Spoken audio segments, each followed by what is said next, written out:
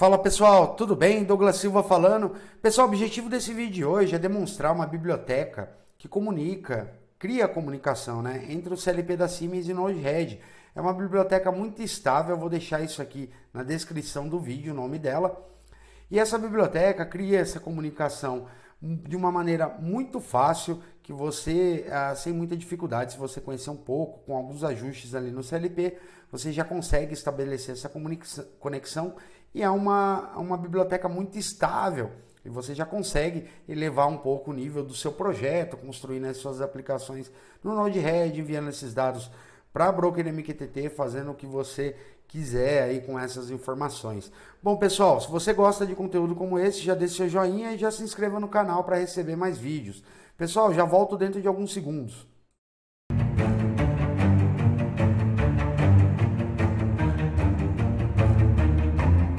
Bom pessoal, a primeira coisa a ser feita é a configuração da parte do CLP. Então primeiro a gente configura o CLP e depois a gente volta para o Node-RED e faz a configuração do outro lado. Aqui dentro do CLP eu criei um projeto, tá, bem simples, de um CLP 1500 e criei um datablock, tá? E dentro do datablock o que a gente precisa fazer? A gente não pode trabalhar com datablocks otimizados. Então aqui dentro dos atributos você tem que tirar fora aqui, ele tem que trabalhar o Optimized Block Access, não pode ser otimizado. Por padrão, geralmente ele vem otimizado. E o que vai acontecer? Quando você trabalha com ele otimizado, ele não tem aqui os offsets, tá? E aí eu vou explicar aqui que também é uma boa, já fica clara aí a questão do Optimized. Eu vou colocar aqui, ó, você vê que ele vai sair fora, ele não tem mais o offset. Como ele não tem o offset, ele otimiza toda a questão dos blocos, tá? Ele não deixa espaços das memórias vazias.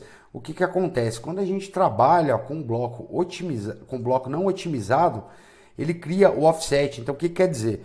Que eu vou ter aqui meu offset, que é meu byte 0, ele vai usar o byte 0, 1, 2 e 3, e o próximo byte disponível, como é uma variável do tipo real, ele vai usar o byte 4, 5, 6 e 7, e o próximo disponível é 8. Se eu colocar, por exemplo, aqui no meio, ó, eu inserir aqui uma variável do tipo booleana, olha o que ele vai acontecer.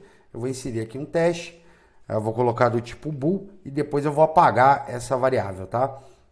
Uma vez que eu inseri agora essa variável do tipo booleana aqui, se eu vier aqui e compilar, olha o que acontece. Ele está utilizando somente um bit, que é o 8.0. Porém, o próximo byte que ele está utilizando é o 10.0. Se eu não declarar nenhuma outra variável, esse espaço entre o bit 8.1 até o bit 9.7, ele vai ficar desocupado na memória, tá? Então a otimização faz isso, tá? Basicamente aí é uma questão de performance de memórias, né? Esse recurso que tem no TIA Portal. Bom, eu vou salvar aqui novamente o projeto e uma outra configuração que a gente precisa fazer, obrigatória, a gente vem aqui, ó, dentro do dispositivo, tá? A gente vem em Protection and Security. E aqui embaixo, ó, ele tem um Connection Mechanisms. E aí você tem que selecionar Permit Access with Put Get Communication from Remote Partner. Isso aqui é obrigatório, tá? Para ele poder funcionar a biblioteca lá com o Node-RED. Uma vez feito tudo isso, aqui eu vou usar o PLC Sim Advanced, tá? Em um IP que é 192.168.0.240. O IP dessa máquina virtual é 192.168.0.203 e da minha máquina principal é 192.168.0.202. Então tá rodando aqui esse CLP usando o PLC Sim Advanced, todos eles dentro da mesma rede, tá? Eu vou vir aqui fazer o download dessa aplicação, tá? Vamos lá fazer o download da aplicação. Terminar, já vou deixar aqui meu CLP online, tá? Já coloquei ele aqui online, então já está funcionando. E essa é a configuração do lado do CLP. A última coisa aqui que a gente vai fazer, só para confirmar se está tudo certo, eu vou vir aqui dentro do meu, abrir o CMD da máquina principal, vou fazer um ping dentro desse cara, que é um comando para verificar se realmente eu consigo chegar, se ele está acessível esse CLP, né, que é o 240. Então ele está acessível aqui dentro da rede, tudo ok, essa é a parte da configuração do lado do CLP. Agora a gente vai partir para a configuração do lado do Node-RED. Bom, aqui do lado do Node-RED, o que a gente vai fazer? A gente vai partir o Node-RED. Eu tenho uma instância do Node-RED somente para conexões aqui com o CLP. Eu já deixo ela preparada. Bom, e se você não sabe rodar com várias instâncias do Node-RED, dentro do nosso treinamento de indústria 4.0, a gente ensina a rodar instâncias separadas, tá? Agora eu vou fazer o seguinte, eu vou vir aqui e eu vou ter que instalar esse nó aqui que eu gosto bastante, que é o node-red.contrib-s7. Esse cara aqui, pelo que eu saiba, ele foi desenvolvido por essa empresa, tá? ST1. Essa empresa é uma startup nacional. É muito estável esse cara aqui, bicho. Muito, muito bom. Sempre eu recomendo bastante a utilização dele. Mas está rodando meu Node-RED, eu vou vir localhost. E no caso, até meu Node-RED ele está rodando aqui via HTTPS. Eu já gerei até os certificados aqui para funcionamento, certificado de segurança. Coloquei também usuário e senha dentro desse Node-RED. Deixa eu fazer um login aqui.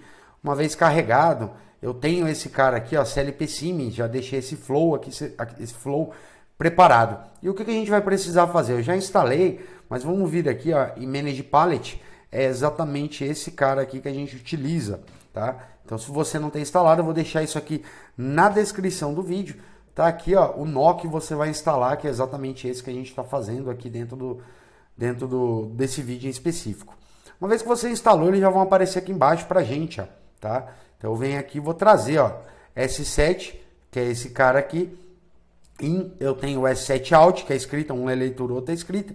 Eu tenho o S7 Control, que ele permite aqui você gerenciar as conexões. A gente não vai tratar desse nó em específico, só do leitura e de escrita, tá? Mas já é suficiente aí para você fazer várias coisas. O que a gente vai fazer agora? A gente vai configurar um endpoint, que ele chama aqui, né? Do CLP. Eu tenho a opção de ser Ethernet, ou eu tenho a opção de MPI, PPI ou DP Adapter. Mas aí você vai precisar de um adaptador físico. No nosso caso vai ser via Ethernet. 192.168.0.240 é o CLP que eu quero conectar. Aqui no caso eu preciso falar qual que é o rack ou slot. Se vocês se recordarem aqui dentro do meu CLP, eu trabalho no rack 0, no slot 1. Então eu venho aqui, opa, deixa eu voltar na configuração, rack 0, slot 1. Aqui eu configuro tempos, o cycle time, de quanto tempo ele vai tentar fazer a leitura, tá? A conexão lá com o CLP. Eu vou deixar dessa forma, com 1 segundo, e o timeout é o tempo que ele leva lá para se conectar. Esse cara eu vou colocar aqui, eu vou chamar ele de CLP, underline, leitura, tá? Eu vou criar um para leitura, eu gosto de separado até para criar um só, mas um é leitura, outro é escrita. Fica mais organizado. E aqui em Variables, eu tenho toda uma maneira aqui de como, aqui na documentação, uma documentação muito simples, ele fala aqui, ó, o que eu quero ler lá dentro do CLP e como que eu tenho que escrever aqui dentro do nosso sistema. Basicamente, dentro do Node-RED, você coloca o datablock, o tipo e o offset. Eu estou colocando, por exemplo, aqui, ó, DB1, que é o datablock que eu estou trabalhando, do tipo real, offset 0. Esse cara aqui vai ser o quê?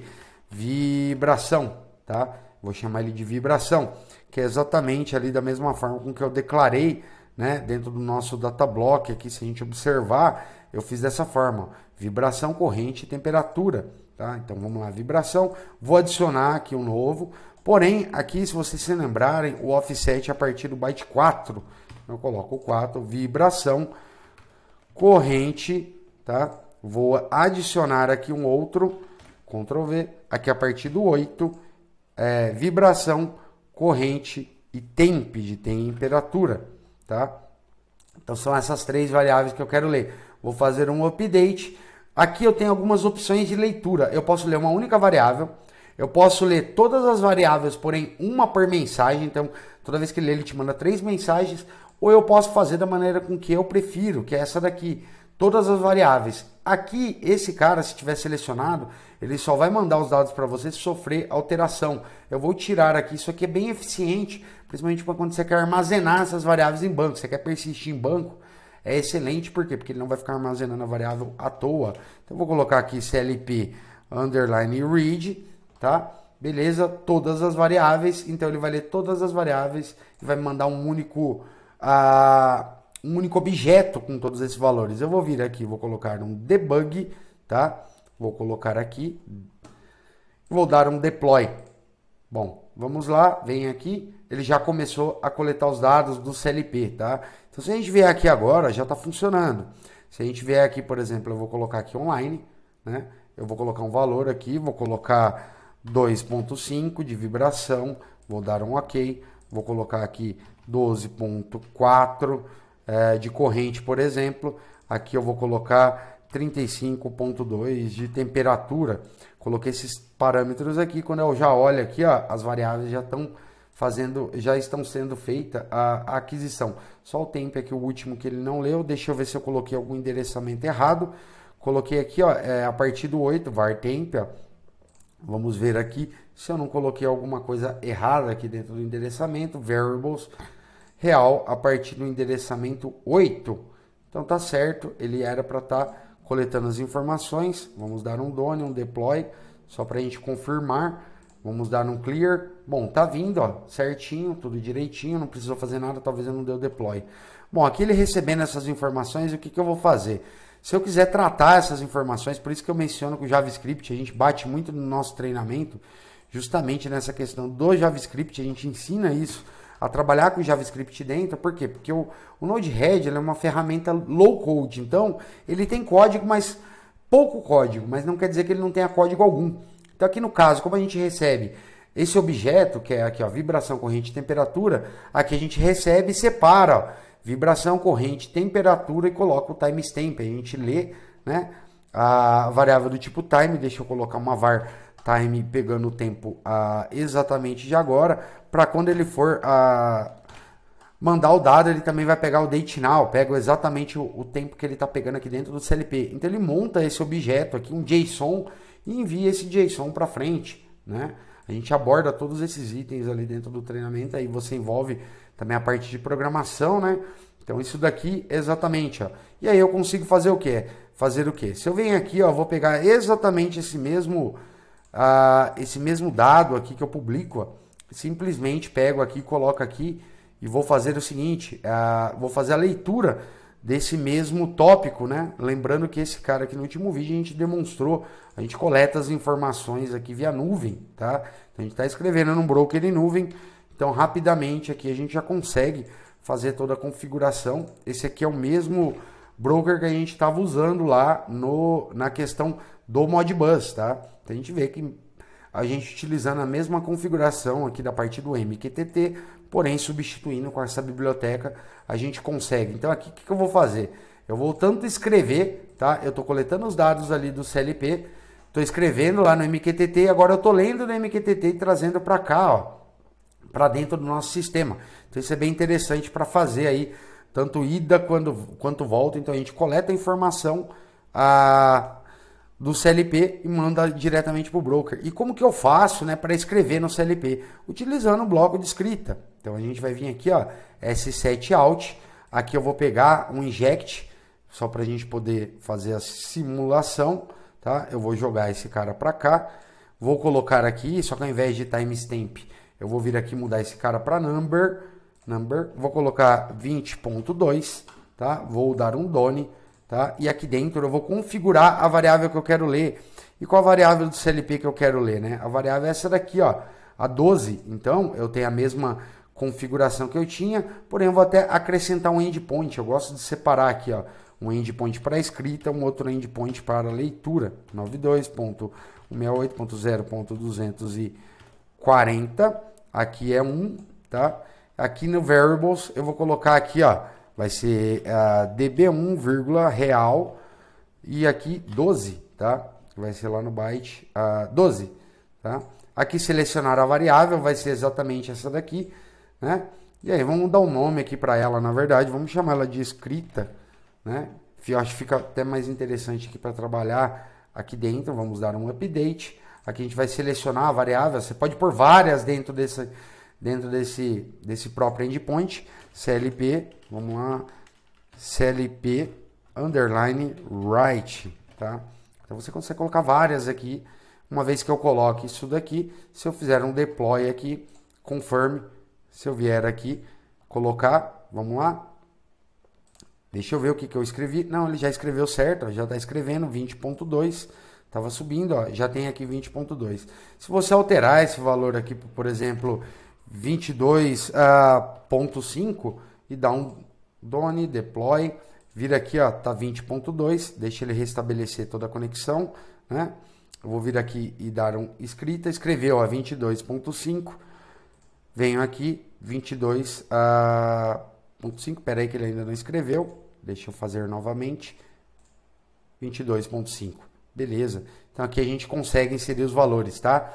E aqui o que a gente pode fazer, além disso daqui, para facilitar? Bom, a gente pode usar as ferramentas de dashboard, né? Para a gente conseguir, por exemplo, colocar aqui um slider, um exemplo, né? E esse slider eu coloco para cá, coloco aqui, eu vou colocar slider, vamos colocar ele de 0 a 100, né? Step de 1, aqui tá certo, dessa forma, vamos colocar aqui dentro desse mesmo display group, né? Vamos dar um done, beleza, vamos dar um deploy, vamos confirmar, vamos vir aqui dar um clear, eu vou vir aqui nesse cara dashboard, né? Vou abrir aqui, aqui eu já tenho o meu slider, vamos colocar aqui um número qualquer, vamos vir aqui no nosso CLP e já ver que ele movimenta, né? Então a gente pode observar o funcionamento aqui dos dois já funcionando de maneira adequada. Olha que bacana, você já tem a conexão lá dentro do seu sistema. Então bem bacana que tá a rastreabilidade de produção, porque já aproveitei o dashboard que eu já tinha. E aí eu venho aqui também, eu posso fazer a mesma coisa, porém com a leitura, né? Isso é totalmente possível. Se eu colocar aqui um texto, por exemplo, posso vir aqui, separar essa variável, e aqui eu vou colocar o seguinte, ó, message payload ponto vibração, por exemplo, vibração, tá? Então aqui eu vou vir aqui, dar um done, deploy, confirm, e aí eu venho aqui, por exemplo, ó, e aí estou enxergando 2.5, tá? Deixa eu colocar aqui novamente da maneira com que ele estava, selecionando aqui, se eu vir aqui, ó, 2.5 e colocar, deixa eu puxar aqui para o lado, se eu colocar aqui, por exemplo, claro que aqui, pessoal, tem que mexer na questão de dash, para o dash ficar legalzinho, eu vou vir aqui e vou mudar esse valor aqui, só para a gente ver a velocidade de mudança, né? Deixa eu trazer ele para cá, colocando ele aqui do lado, e aqui a gente vai colocar o seguinte, vamos colocar aqui, vamos colocar 3.5 ao invés de 2.5, vamos dar um OK, deu OK, já mudou. Então a gente estabeleceu aqui a conexão entre o CLP da Siemens, utilizando aqui essa biblioteca. É uma ferramenta muito útil, muito simples. Existem outras maneiras aqui de você conseguir conectar com o CLP da Siemens, porém, sempre recomendo começar por essa biblioteca, ela é mais fácil. Bom, pessoal, isso aqui que eu queria demonstrar nesse vídeo e fico aguardando vocês aí para um próximo vídeo.